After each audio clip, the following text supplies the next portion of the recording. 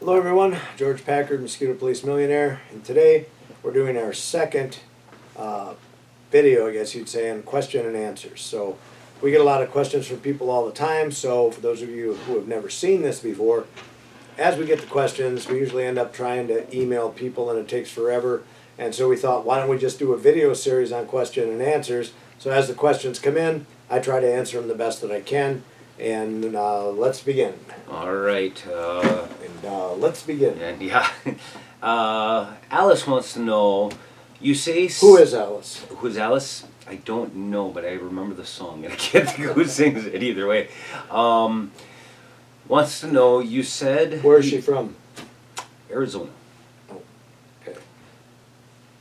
Okay. Please continue, bro. Yeah, I'm trying. Let me see where I gotta go. Spit it out already. Yeah. You say I missed you're that skilled. Hit on that thing. God, I miss her. You say you scaled the business to $1 million. How long did it take you? 6 years. 6 years. Yep. Started from scratch. I know I've covered this a million times, but for somebody who has never seen it, we started from scratch. Bought a $500 piece of crap van we called the Turd, and it had more rust holes in it than you could shake a stick at. But that was the one that we chose in the beginning because we weren't sure if this was going to work. I wasn't sure if it would work in my area. But what I found out was, yeah, it works, and it works really good because I had no idea the market was even there, actually. Yeah. I had a buddy that joined a franchise of a competitor, and then he told me that he loved it. He loved the business, and ended up, well, he came to me and I bought all his lawn accounts, and he said he was getting into the mosquito control business. To make a long story short, I didn't know I never even heard of a mosquito business until then. And he told me about it, and he said it was the best thing he ever did. A lot easier work, a lot less investment, and the profit margins were good. So I kept in touch with him for a couple of years, found out he still liked it, things were going well. He said he'd never go back to lawn care again.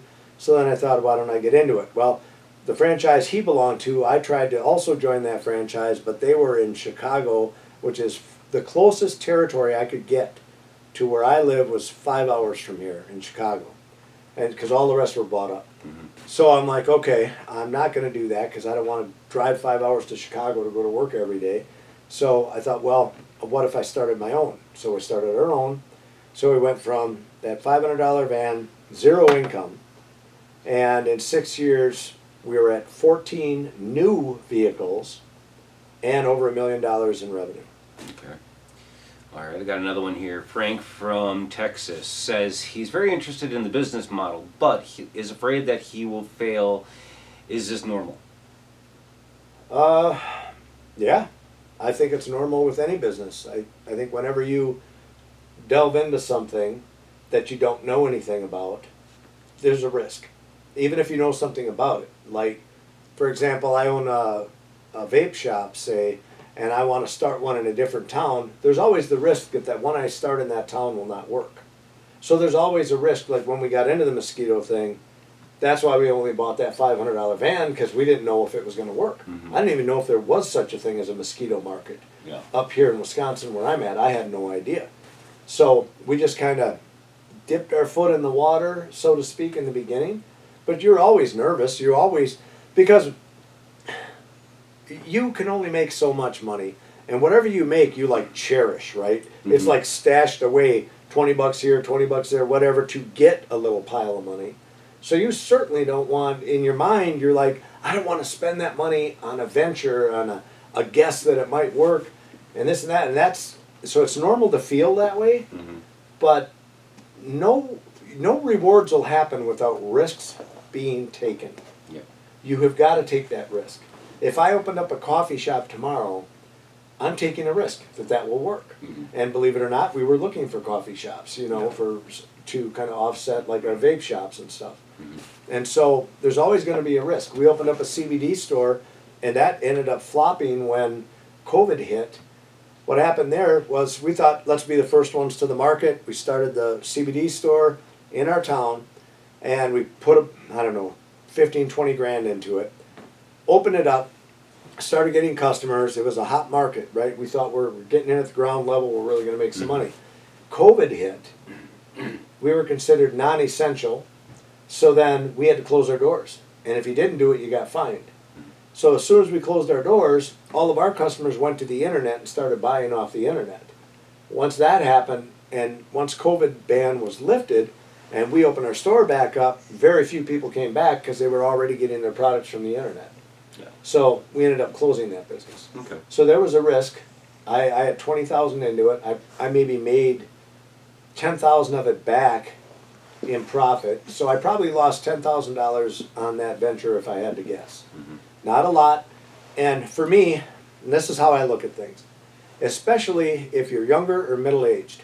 Say you save up the Mosquito Police, you buy in at 60,000 bucks. Yeah.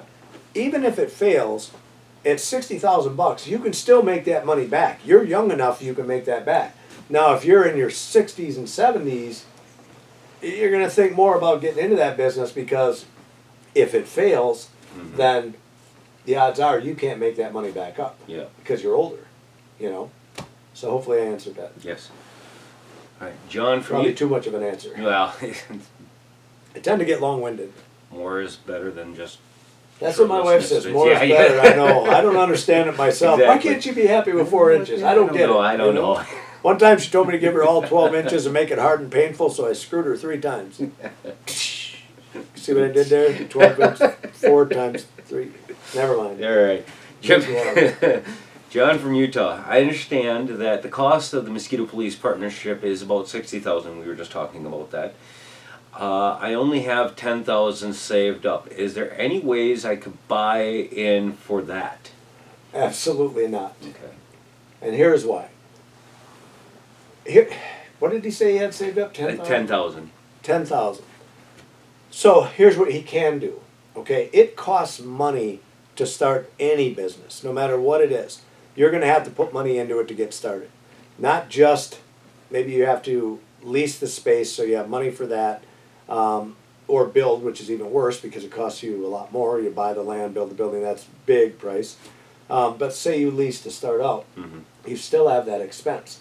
You still have to market. You have to get the word out to people about your business. So that's why, like, the buy-in at Mosquito Police is set up.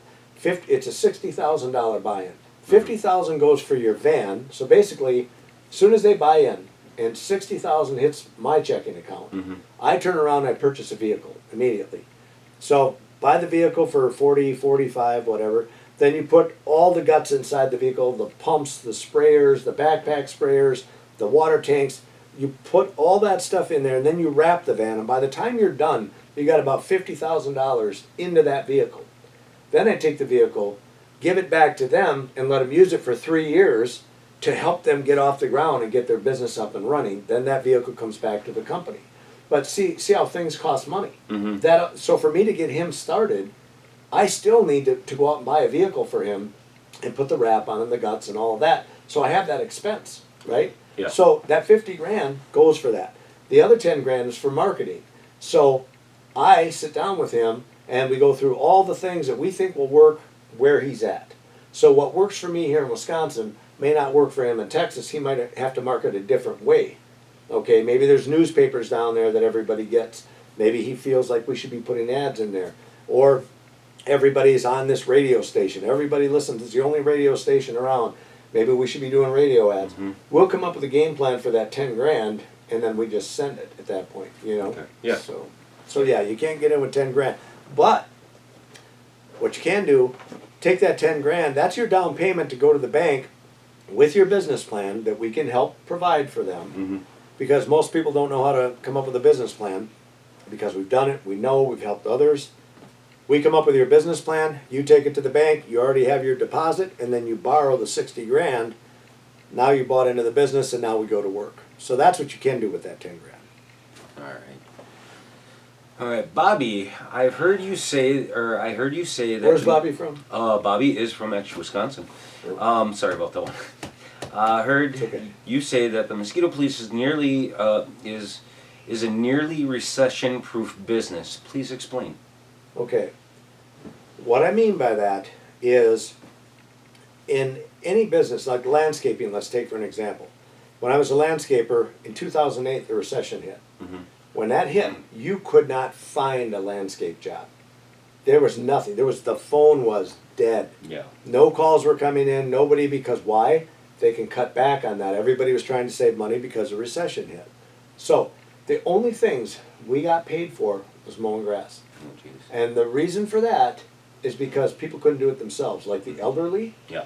Even the people that were middle-aged were mowing their own grass all of a sudden because everybody was panicking and they were all trying to save every nickel they had. And so the only business we had, we lost half our lawn accounts during that time because people were trying to do it themselves. Yeah.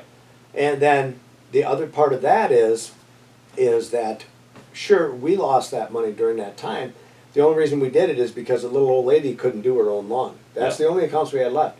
So with the mosquito police, our marketing is not towards lower to middle income people. Our strategies are for typically the high end people. Mm-hmm. People that have wealth. People that have the lake houses. People that, we have company coming. All right, that's okay, go ahead. We always have people coming and going out of here, but that's okay. So what we have, we market to the higher, not higher class people, wealthier people.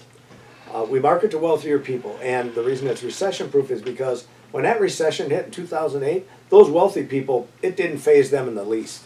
They're still not going to get rid of the services that give them comfort, right? Yeah. They're not going to get rid of those services. They still have their cleaning lady. They still have their landscaper. They still have us, their pest control guys. You know, they don't get rid of us because they don't even feel the recession. They have so much money they don't feel it. And that's why I say this business is pretty much recession proof because of the people we cater to. Yeah. All right. Nick from Ohio. I'm in a small town and I'm not sure I could make a good business here. Any thoughts? So, if you have mosquitoes, you can make a good business. Yeah. I'm from a little town in Antigo, Wisconsin. My population's like 7,000 or 8,000 yeah. people. Little bitty town.